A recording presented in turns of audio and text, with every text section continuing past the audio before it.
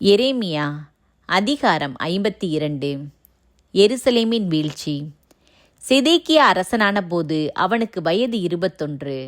அவன் எருசலேமின் 11 ஆண்டுகள் ஆட்சி செய்தான். லிப்னாவை சார்ந்த எரேமியாவின் மகள் அமுற்றாள் என்பவரே அவன் தாய்.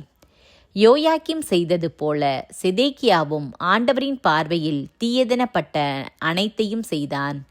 ஆண்டவர் எருசலேமையும் யூதாவையும் தம் முன்னிலையில் நின்று தள்ளிவிடும் அளவுக்கு அவற்றின் மீது சினம் கொண்டார்.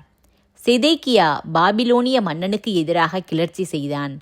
அவனது ஆட்சியின் 9ஆம் ஆண்டு 10ஆம் மாதம் 10ஆம் நாளில் பாபிலோனிய மன்னன் நெபுக்கத்நேசர் தன் எல்லா படைகளோடும் எருசலேமுக்கு எதிராக வந்து பாளையம் இறங்கி அதை சுற்றிலும் முற்றுகை தளம் எழுப்பினான்.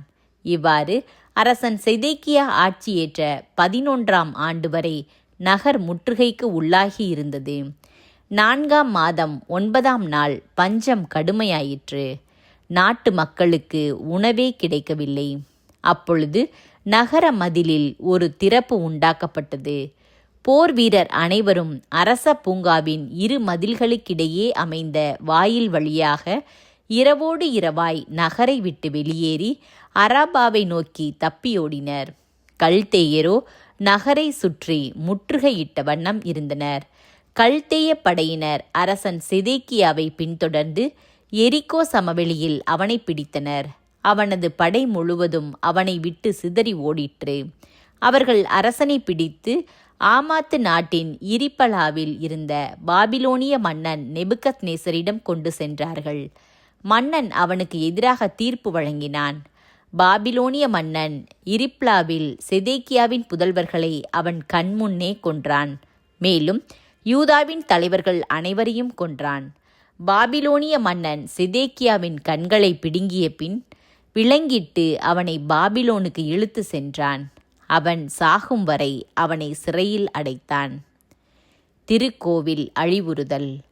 பாபிலோனிய மன்னன் நெபுக்கத்நேசர் ஆட்சியேற்ற 19ஆம் ஆண்டு 5ஆம் மாதம் 10ஆம் நாளன்று அவனுக்கு பணி செய்து வைந்த மெய் காப்பாளர் தலைவன் நெபுசரதான் எருசலேமுக்குள் நுழைந்தான். ஆண்டவரின் இல்லத்தையும் அரச அரண்மனையையும் எருசலேமில் இருந்த எல்லா வீடுகளையும் அவன் தீக்கிரையாக்கினான். பெரிய வீடுகளையெல்லாம் தீயிலிட்டு பொசுக்கினான். மெய்காப்பாளர் தலைவனுடன் இருந்த கல்தேயர் படையினர் அனைவரும் எருசலேமை சுற்றிலும் இருந்த மதில்களையெல்லாம் தகர்த்தெறிந்தனர்.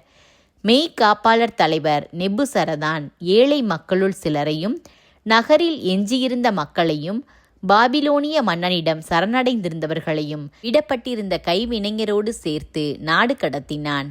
ஆனால் மெய்காப்பாளர் தலைவன் நெபுசரதான் திராட்சை தோட்டங்களையும் வயல்களையும் கவனிக்கும் பொருட்டு நாட்டின் ஏழைகள் சிலரை அங்கேயே விட்டு வைத்தான்.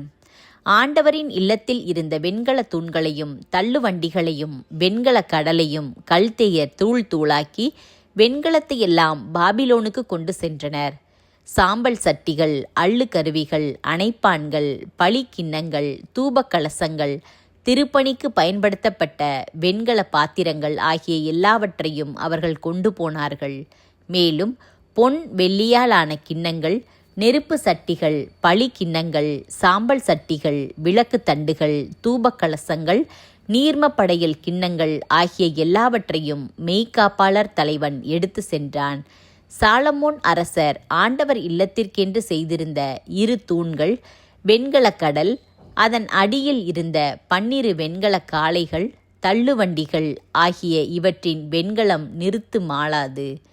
தூண் ஒவ்வொன்றின் உயரம் 18 முழம், சுற்றளவு 12 முழம், வெண்கல கன அளவு 4 விரற்கடை, உள்ளே கூடாய் இருந்தது. தூணின் உச்சியில் 5 முழ உயரமுள்ள வெண்கலப் பொதிகை ஒன்று இருந்தது. பொதிகையைச் சுற்றிலும் வலைப்பின்னலும் மாதுளம்பழ வடிவங்களும் வெண்கலத்தில் செய்யப்பட்டிருந்தன. மாதுளப்பழ வடிவங்கள் கொண்ட மறு தூணும் அவ்வாறே செய்யப்பட்டிருந்தது. வலைப்பின்னலை சுற்றிலும் அமைக்கப்பெற்றிருந்த மொத்தம் 100 மாதுளம்பழ வடிவங்களுள் 96 பக்கவாட்டில் தெரிந்தன. திருக்கோவில் அழிவுறுதல். மெய்காப்பாளர் தலைவன் தலைமை குரு செராயாவையும் துணை குரு செப்பனியாவையும் வாயிற்காவலர் 3 சிறைப்பிடித்தான். போர் வீரர்களின் தலைமை அதிகாரியையும் நகரில் இருந்த அரசவையோருள் 7 படை தேர்வு மற்றும் பயிற்சி அலுவலரின் செயலரையும் நகருள் கண்ட பொதுமக்களுள் 60 பேரையும் அவன் நகரினின்று கடத்தினான். மெய்காப்பாளர் தலைவன் நெபுசரதோன் அவர்களை பிடித்து இப்ரிலாவில் இருந்த பாபிலோனிய மன்னனிடம் கொண்டு சென்றான். மாத்து நாட்டின் இரிப்லாவில் பாபிலோனிய மன்னன் இவர்களை வதைத்து கொன்றான்.